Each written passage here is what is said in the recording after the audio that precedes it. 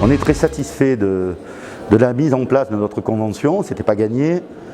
On est dans des moments troublés où il faut respecter la distanciation physique, il faut respecter le port du masque et aujourd'hui on est très heureux parce qu'on a mis en place un protocole assez drastique, respecté par tous et on est arrivé au maximum de la jauge autorisée à Vichy pour notre événement qui est de 250 personnes.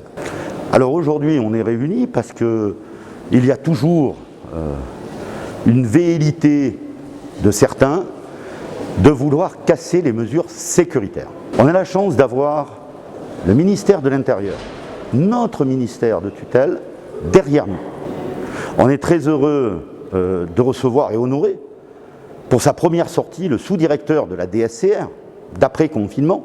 Il vient nous voir, il vient parler au CNPA, il vient nous dire justement l'effort qu'ils ont déployé par rapport à des arbitrages vis-à-vis de Bercy.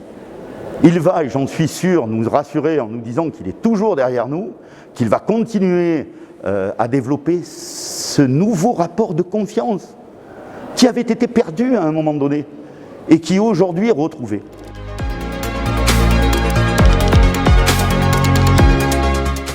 Bonjour, donc je suis particulièrement heureux d'être aujourd'hui ici à Vichy pour la convention du CNPA au nom de la délégation à la sécurité routière et pour représenter l'État. Particulièrement ravi sur le travail et l'échange qu'on aura avec les professionnels sur la gestion de la crise et de la pandémie, la période de confinement, le post-confinement et l'avenir. Je dois rappeler que pendant cette période, on a travaillé à la DSR de manière étroite et serrée avec le président Besson et ses équipes pour au mieux préparer la sortie de crise. Alors cette sortie de crise, il ne faut pas se le cacher, elle a été difficile pour notre secteur. On a dû déprogrammer près de 350 000 examens et ensemble, avec le CNPA, on a essayé de trouver des solutions. Alors je ne dis pas que c'est la panacée, il y a encore des choses à faire, mais je reste confiant sur le fait qu'on va le faire ensemble. C'est d'autant plus important pour nous ce travail et ces liens qu'on tisse depuis des années avec le premier représentant de la profession, en particulier pour ce qui concerne les jeunes. Pour la majorité de nos concitoyens, le permis de conduire, c'est le permis de vivre.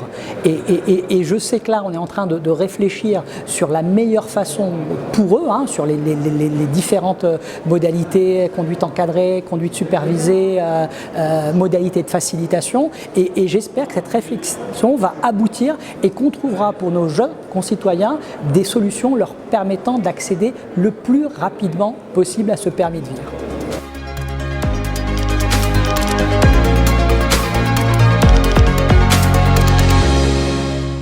Bien sûr, le CNPA, c'est 21 métiers représentant donc toutes les branches de l'automobile. Et dans ces moments difficiles que traversent les auto-écoles, donc la solidarité doit jouer à plein, de manière à ce qu'on défende cette profession en France et face à l'Europe.